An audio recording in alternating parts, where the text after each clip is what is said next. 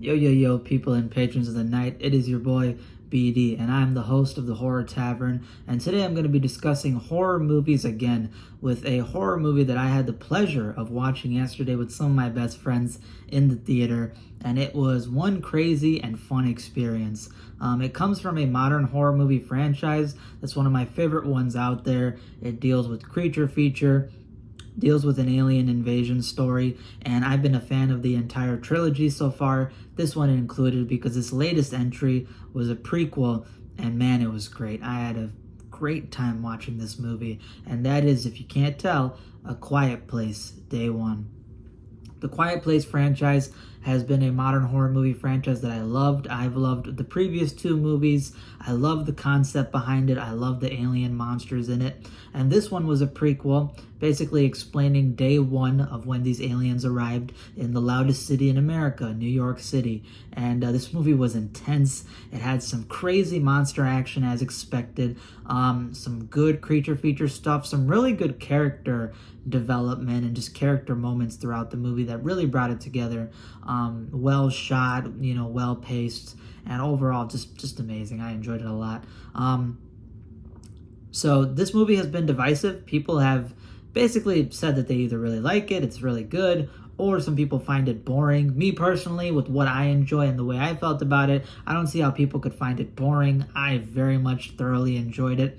But to be fair, a lot of people got different tastes. It's all subjective at the end of the day. So if you know this is not for you, I would suggest avoiding watching it. But if you like creature feature, you like unique story ideas, you like alien invasion stories, even if you've not seen the other Quiet Place movies, you can watch this one solo. You could watch this one by itself and then go back and visit it, or you could watch the other two first and then go into this one. Either way, I think you'll have a good time with it. So let me talk a little bit about the plot of the movie, and then I'll go into some of the good stuff involving it.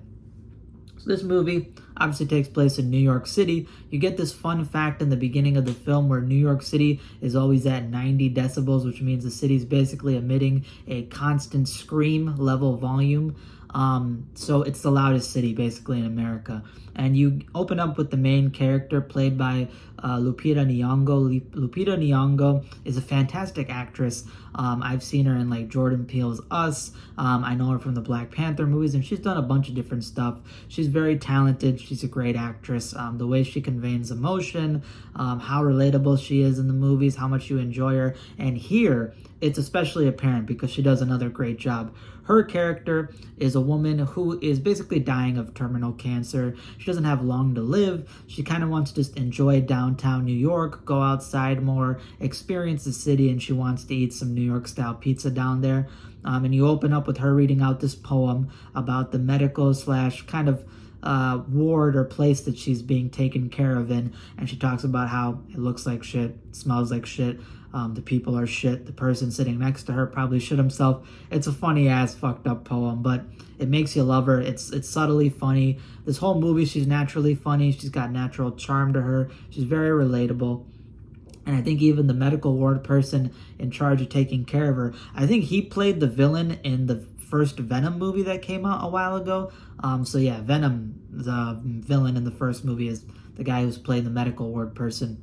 And he takes Lupita Nyong'o and some other people out, some patients, into downtown New York, where they walk around, they enjoy the scenery. They go to a marionette show for some reason, and after the marionette show finishes, they go back outside, and you see that there's military aircraft flying through. There's military vehicles flying through the street. So right away, there's this national warning telling people to go back inside and get to a safe place. So unfortunately, her trip is cut short. She's upset. She wanted to explore downtown. She wanted to get her pizza. She wanted to have a fun time. And the one time she got promised that, she basically got cucked out of it. And when she looks up into the sky while she's on the bus, she sees some people basically freaking out because there are meteors raining down, and the meteors rain down one in front of the bus, and you find out that, and upon the impact, there are the aliens, which are famous in the Quiet Place franchise movies, basically running loose, killing a bunch of people, destroying vehicles, destroying buildings,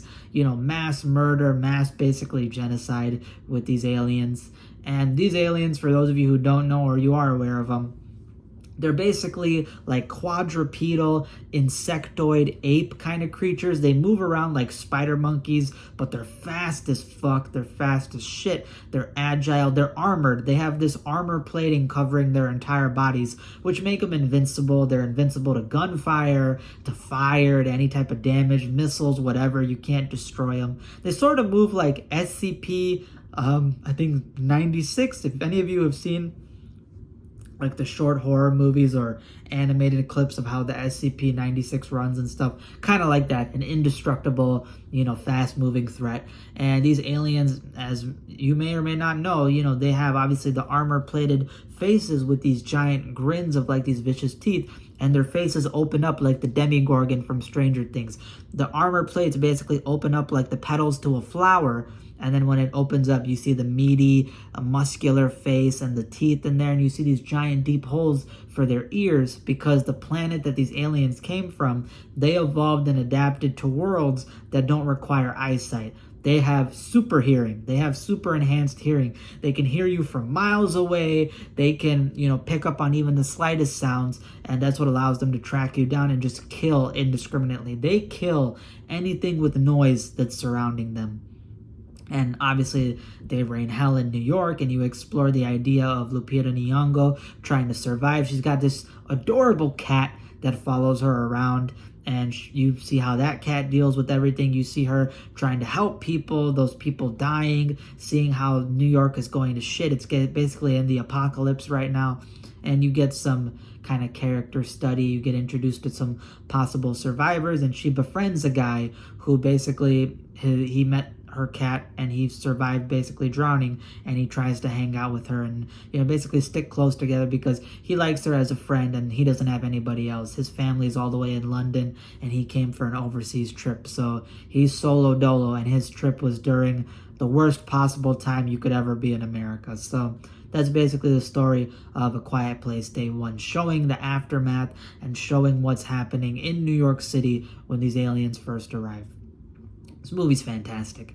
It has so much amazing creature feature action. These things are on demon fucking timing. They got that aura. These alien monsters got fucking aura, alright? You can't fuck with them. They know you can't fuck with them. They're indestructible. They take down military jets. They smash through buildings. There is this scene where the two main characters are basically running in like an underground like subway station, and these things are literally crawling face down, like upside down, crawling down skyscrapers, and then bungee jumping down and smashing through glass windows and coming after you, trying to track you. There's a bunch of scenes where they smash through buildings and smash through hordes of people like freight trains, and then they'll stop and start trying to track you, and you'll literally see moments where their face is like literally inches away from people, and it is horrific. It is so intense seeing these things kill people, seeing them wreak havoc, and being so scared of making the slightest sound. Like, I'll be cooked, bro. Like, wallahi, I'm finished, bro. Because as soon as I open up a soda bottle, I think I open this shit up. As soon as it makes the slightest fizz, I'm cooked. My head's off, bro. All it takes for me is to rip ass at the wrong time, and my ass is gonna get ripped for real. These things are so dangerous. They're so damn scary. I love their designs. You don't explore why they showed up to Earth. You don't see their homeworld, which is kind of what I wanted. Maybe it'll happen in a future movie, but you see them laying eggs in New York and, trying to hatch babies and spread their population. So it's an alien takeover. Again, Lupita Nyong'o is amazing. She does a fantastic job as a main character. Her friendship with the British guy that she meets is very touching, and they have a lot of beautiful and sweet moments together, especially towards the end of the movie, where there's an amazing climax of one of them trying to escape, the other one trying to help them out, and there's a beautiful ending involving one of them that is horrific. It's fucked up when you think about it. It's scary, but it's beautiful for at that point of the character's story, of their journey, and where that story is basically leading to. So yeah, overall, this is a great movie. And shout out to the cat. The cat was a great actor or actress. Shout out to the cat.